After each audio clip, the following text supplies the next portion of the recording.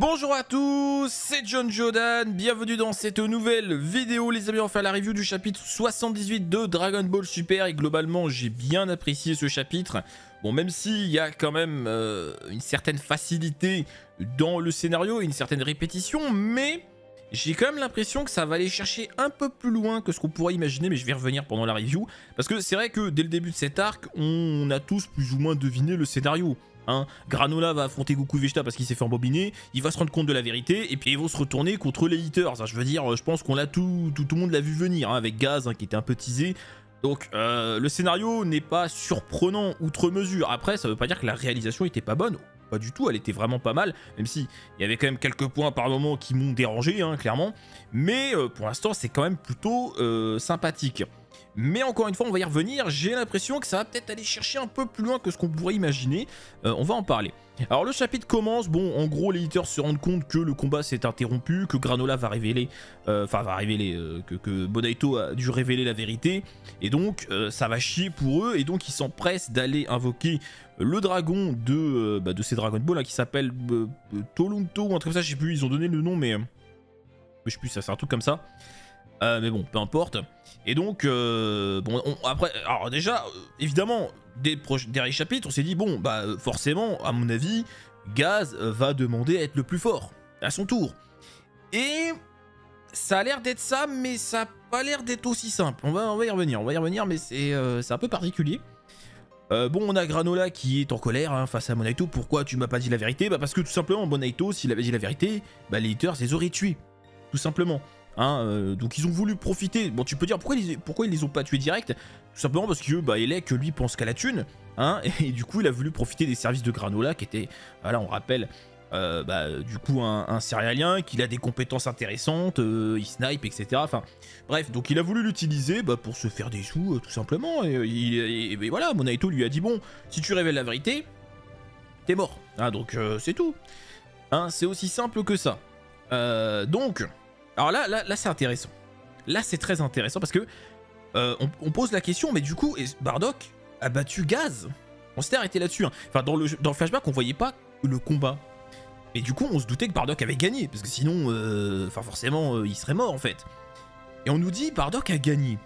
Et là Vegeta il dit mais aussi loin que je me souvienne, Bardock était un guerrier de seconde classe. Donc entre guillemets, pas très très fort, quoi, ok, et donc il dit, mais Gaz était si mauvais que ça?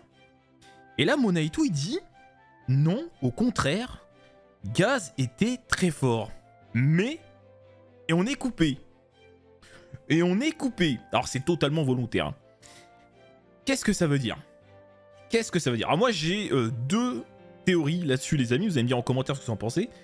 Est-ce qu'on n'est pas en train de canoniser le Super Saiyan de Bardock? Parce que je rappelle, alors canoniser, ça veut dire quoi? Ça veut dire rendre un fait, un personnage, une histoire comme existant dans Dragon Ball, dans la timeline principale, dans le scénario original. C'est-à-dire que bon, Dragon Ball Super est quand même considéré comme la suite de Dragon Ball, et donc c'est quelque chose qui existe. Par exemple, Broly n'est pas canon. Le Broly du premier film de 93 n'est pas canon. C'est-à-dire que Goku ne l'a jamais rencontré. Il n'existe pas. Et d'ailleurs, la preuve en est, on a un Broly qui est canon. Le Broly de Dragon Ball Super. Donc là, du coup, tout ça pour dire que le petit TV spécial là où Bardock passe en Super Saiyan, c'est pas canon. Ils ont fait un truc comme ça pour le fun, mais c'est pas canon. Donc c'est comme si ça n'existait pas, si vous voulez, dans la trame principale. Donc, est-ce qu'on n'est pas en train de canoniser le Super Saiyan de Bardock? Est-ce que pendant ce combat contre Gaz, Bardock n'aurait pas éveillé le Super Saiyan, peut-être d'une manière inconsciente évidemment, et l'aurait laté? Parce que Monaito, c'est ce qu'il nous... Enfin, c'est pas ce qu'il nous dit, mais il nous dit... Si Gaz était très fort, mais quoi? Mais Bardock était encore plus fort. Alors après, bien sûr, ça pose la question de... alors du coup, pourquoi Bardock, après, quand on le voit dans le film Broly, il se fait buter malgré tout? Peut-être qu'il l'a éveillé sur le coup, et qu'il n'a pas été capable de le maîtriser, j'en sais rien. Va savoir, mais bon, ça serait pas si impossible que ça. Bon, même si ça fait un peu gros quand même, je passe en Super Saiyan, puis après, je me fais latter. Mais bon, c'est pas impossible, c'est pas impossible. Et du coup, on canoniserait le tout premier Super Saiyan. En tout cas de Bardock, parce que bon, a priori, il y avait des Saiyans avant, et le SSJ God, même si on parle du SSJ God, ça existait déjà avant, parmi les tout premiers Saiyans, mais peu importe. Est-ce que ça serait pas ça? SSJ God, ça me paraît beaucoup trop. Hein. Si vous dites oui, Bardock à ce moment-là il passe sur SSJ God, non, en plus normalement il faut le rituel ou au moins s'entraîner avec les dieux. Donc non, par contre le Super Saiyan, ça c'est grave possible. Et ouais les gars, donc moi ouais, est-ce qu'on serait pas en train de canoniser le Super Saiyan de Bardock? Alors après, est-ce que ça va apporter grand chose à l'histoire? Bah pas spécialement, mais ça permettrait de raccorder des choses et c'est... Bah, pourquoi pas. Maintenant, effectivement, comme je viens de le dire, ça va... Enfin, même si c'est le cas, ça change pas grand-chose au scénario. Et là, le fait quand même qu'on s'arrête là-dessus, est-ce que ça va pas aller chercher plus loin que ça? Est-ce qu'il y a des choses qu'on ignore encore qui sont plus importantes que ça? Je sais pas. Mais à moi, ce que je comprends clairement, c'est que Bardock a été encore plus fort. Et donc pourquoi? Parce que oui, du coup, comment ça se fait? Bah, à part un éveil en Super Saiyan aux portes de la mort ou autre, je vois pas. Hein, donc on verra les amis, mais c'est très mystérieux et j'ai hâte de voir.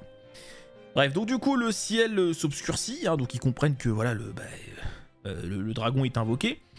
Et là regardez en fait, ça repasse direct, le ciel, voilà, en fait on voit pas le vœu s'exaucer. On le voit pas, c'est très bizarre. C'est très bizarre, tout est coupé. Et c'est là que je vous dis...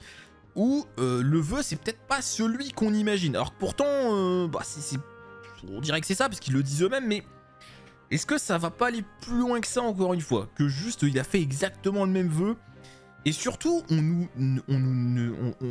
sait pas quel est le contrat, quelles sont les conditions.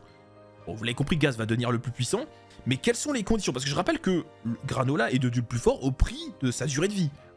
Donc Gaz c'est censé être pareil. Mais on le sait pas, c'est pas dit. Donc c'est assez mystérieux, hein, du coup c'est assez mystérieux. Donc... Alors c'est vrai que ce scénario paraît extrêmement facile. Alors oui et non, enfin faut rappeler que bah oui les Dragon Ball c'est un peu cheaté. Alors malgré tout attention, c'est pas je deviens le plus fort et c'est gratuit. C'est je deviens le plus fort mais je vais mourir beaucoup plus vite. Donc c'est pas gratuit non plus. Ah mais bon bah oui les Dragon Ball c'est cheaté les gars, bah ouais, c'est peut-être un peu tard pour se rendre compte mais malheureusement c'est un petit peu fumé hein, quand on y pense. Alors évidemment au prix de ta durée de vie mais quand même. Eh bah oui, hein, bah oui c'est oui, hein, c'est un peu compliqué mais bon là ça va, ils ont mis une condition parce qu'imaginez ça aurait été Granola devient le plus fort c'est gratuit et puis Gaz devient le plus fort c'est gratuit, là ça aurait été n'importe quoi. Là il y a quand même une condition, hein, il y a quand même quelque chose. Bref. Donc du coup, tout le monde est en PLS. Quelle est cette puissance extraordinaire? Voilà, ça arrive. Et donc, bon, t'as les deux là qui font les marioles. Ouais, c'est nous, coucou. Ouais, voilà. Et là, boum. Gaz fait son apparition. Et bordel, qu'est-ce qu'il est badass. Qu'est-ce qu'il est badass. Franchement, il est... Bah, évidemment, il a grandi, hein. Et ouais, badass, franchement, moi j'aime bien. J'aime bien, franchement, plutôt stylé les gars. Je sais pas ce que vous en pensez, mais franchement, ouais, plutôt pas mal. Et ce qui va être encore mieux, c'est son style de combat, hein, qui va être vraiment grave stylé. Donc bon, évidemment, tout le monde est en PLS. Donc bon, voilà, qu'est-ce qui s'est passé? Granola révèle qu'il a utilisé les Dragon Ball pour devenir le plus fort. Du coup, tout s'explique. Ça commence, ça pète un peu de partout, tout le monde est un peu en PLS. En même temps, ils sont tous épuisés, hein, il faut le rappeler. Hein, du coup, c'est pas évident. Et là, en fait, on va commencer à voir un petit peu le style de combat de Gaz. Et en fait, il matérialise des armes comme ça. En fait, il les fait apparaître. Voilà, c'est tout qu'on peut voir peut-être dans d'autres mangas animés, mais dans Dragon Ball non, pas spécialement. Et en fait voilà, il matérialise des armes comme ça et il se bat avec ses graves aussi. Alors Granola il se fait embrocher comme un poulet. Non mais regardez-le, il s'est fait embrocher, voilà. Bon il dit je t'ai jamais aimé, blablabla. Granola en PS. Alors là certains disent oui mais c'est pas normal, Granola il devrait tenir machin. Non mais il est épuisé les gars, il est épuisé, ils sont tous épuisés. C'est pas étonnant qu'il se fasse latter les couilles, sachant que à ce moment-là, Gaz est plus fort que lui, puisqu'il a fait le vœu après. Si c'est exactement le même vœu, ce qui a l'air d'être le cas, mais il y a quand même des trucs un peu bizarres. Alors là, c'est marrant, Goku, du coup, regardez, il y a des sortes de carrés là qui pop autour de ses bras. Alors ça nous rappelle évidemment l'entraînement dans l'autre monde, hein, où vous savez, il s'entraîne avec des poids là. Et il donne des coups comme ça, mais bon là par contre, évidemment, c'est pas un entraînement, hein, il se fait rec instant. Et il lui dit oui, ah, du coup tu es le fils de ce Saiyan. Oui, voilà, oui, c'est vrai que sa tête, oui, bah, en même temps, ils ont la même tête, donc forcément, oui, c'est un peu normal. Bref, donc ils lui disent oui, tous les scènes ont été butées. C'est comme ça, bon, en gros, c'est bon, bah très bien, vous allez rejoindre les autres. Hein, c'est en gros ce qu'ils disent. Hein. Tout simplement, voilà, ne gênez pas nos plans, on va faire plein de sous, faites pas chier. Goku s'apprête à y passer, concrètement, Goku qui est épuisé, hein. Encore une fois, il faut le rappeler, c'est pas choquant. Granola qui tente un petit coup de snipe, voilà, comme ça, vite fait. Le plus fort c'est moi, le titre du plus fort c'est moi, bon là, il donne ce qu'il peut, il se prend... Regardez, une espèce de masse avec des pics, boum dans la gueule. Franchement, j'aime beaucoup hein, ce style de combat, c'est très original, on n'a pas l'habitude de voir ça. Et c'est plutôt sympa, les cases sont très très belles, franchement j'aime bien. Granola prend très cher. Les autres ils sont en train de regarder en mode eh, c'est sympa et tout. Gros enfoirés. J'espère ils vont tous crever en vrai. Non mais sincèrement. J'espère ils vont tous crever là, toutes ces merdes là. Ils méritent, hein, ils méritent. Bref. Donc en gros là il va lui expliquer que Elec il a vu ta valeur. Donc du coup il a voulu faire du pognon avec toi. Hein, en gros c'est ça. Ça va être juste après. Monaito libère Goku. Il va essayer de le soigner un petit peu. Mais bon, voilà, c'est un peu compliqué. Il va expliquer que ça fait bien longtemps qu'il vit plus comme un Namek, donc il a moins de compétences, etc. Donc il peut à peine le restaurer, mais genre très légèrement. Donc très compliqué. Granola continue de se faire défoncer la tronche. Et là, il va voilà, lui raconter. Vous voyez, hop, quand il était petit, bon voilà, il est venu, hey, tu veux pas devenir un de mes hommes de main, etc. Tu veux gagner de l'argent, tu vas aider grand-père Bonaito, c'est ça qu'il lui dit en gros, hein. je raccourcis parce que ça sert pas à grand-chose de s'arrêter partout. Et Monaito, sous la pression, va accepter. Voilà, c'est le flashback, c'est ça. Hein, c'est aussi simple que ça. Goku a de l'énergie un peu restaurée, mais il n'y a pas beaucoup. Donc là, on a aussi un passage qui va être assez drôle, c'est que Vegeta a un Senzu, mais il est dans son armure qu'il a lâché dans le chapitre d'avant ou le chapitre encore avant, je sais plus. Et il s'en rend compte et du coup, bah, il va décider d'aller le chercher. Donc c'est un peu dommage. Donc là, comme Goku vient d'être un peu restauré, c'est lui qui va rester pour tenir tête tant bien que mal à Gaz. Et lui dit, Vegeta, écoute, va chercher le Senzu et bah après, tu le prends. Hein, tu le prends, tu reviens et il lui dit... Tu peux te transformer dans ta freaky face mode. En gros, ta tête qui fait peur. Bon, voilà, c'est ça, à la limite, ça passe, une petite vanne comme ça. Voilà, bon, c'est Vegeta qui est quand même un personnage très fier. Hein, voilà, il tient beaucoup à son image. Donc, forcément, bon, il rappelle que ça s'appelle l'Ultra Ego, messieurs. Hein. Bref, bon, là, j'aime beaucoup cette case de Goku. Je retrouve mon vrai Goku avec ce petit sourire en coin.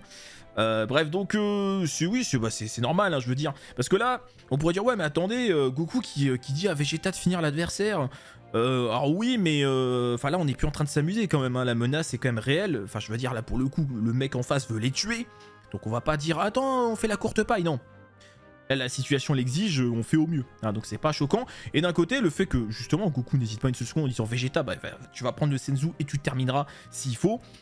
D'un côté, c'est beau. Justement, on n'est plus en train de se chabailler. Ah, c'est moi qui termine. Non, mais c'est ridicule. À un moment donné, c'est ridicule. Bref, donc du coup, le combat s'engage entre Gaz et Goku. Alors, spoil, hein, ça va être un combat unilatéral. Goku va se faire latter la gueule. Hein. Concrètement, il passe en SCJ Blue. Bon, je sais pas, mixé avec l'Ultra Instinct ou non, j'en sais rien, c'est pas précisé. Mais combat qui va pas donner grand chose, hein. Goku se fait défoncer, mais en même temps il a pas récupéré grand chose, hein, donc c'est pas étonnant.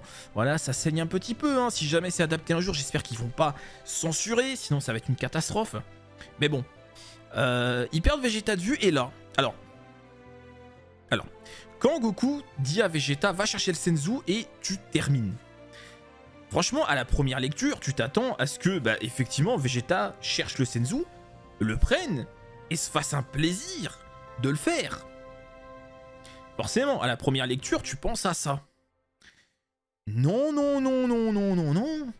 Non, Goku se fait latter les couilles. Non, regardez, on voit les pieds de Vegeta. Et là, Vegeta arrive devant Granola. Et là, vous avez compris. De toute façon, vous avez lu le chapitre, a priori. Et Vegeta va soigner Granola. Il va le soigner. Pour que ce soit lui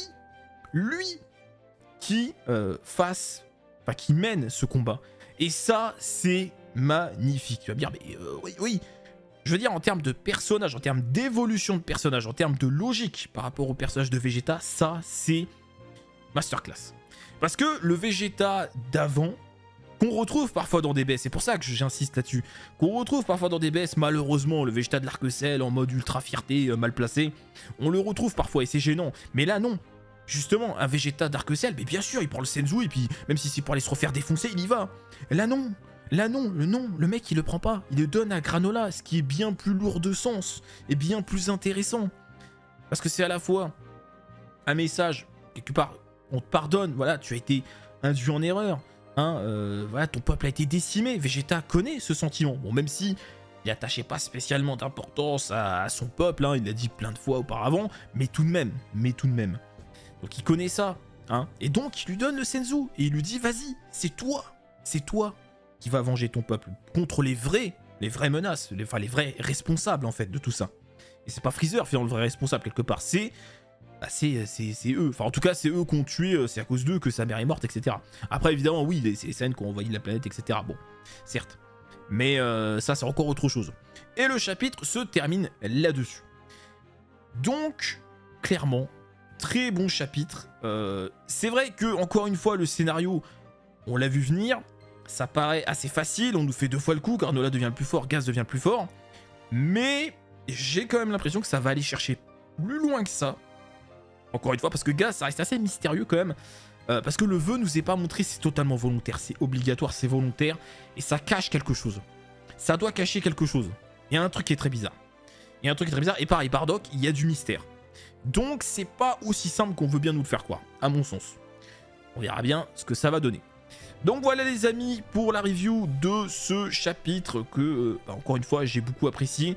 J'espère vraiment que si jamais c'est animé un jour, qu'il va pas y avoir de censure, parce qu'il y a quand même des beaux combats quand même. Hein. Il y a des combats vraiment impactants, avec des... Ouais, c'est quoi à dire, mais il y a du sang, enfin voilà, c'est... J'espère que si jamais c'est fait un jour, ça sera pas censuré à mort, parce que sinon ça va tout gâcher. C'est pareil pour l'arc Molo hein, d'ailleurs. Mais franchement, cet arc Granola pour l'instant, même si, encore une fois, tout n'est pas parfait, bien sûr, il y a des choses qui m'ont déplu, hein, que j'ai soulevées dans mes reviews. Globalement, il est vraiment pas mal. Et il raconte des choses pour une fois. C'est ça le truc en fait. Hein, ce qui est très rare dans Dragon Ball Super, c'est que on a du développement de personnages, surtout autour de Vegeta quand même, mais on en a. Et ça, c'est rare pour le souligner, donc je le souligne parce que ça fait plaisir. Voilà. Bon bah sur ce les amis, on va se laisser là-dessus. N'hésitez pas à me dire en commentaire vous ce que vous avez pensé de ce chapitre 78. On se retrouve très bientôt pour une prochaine review, le mois prochain évidemment. Petit pouce bleu, n'hésitez pas à vous abonner si c'est pas déjà fait. Des bisous à tous, à très bientôt. Salut!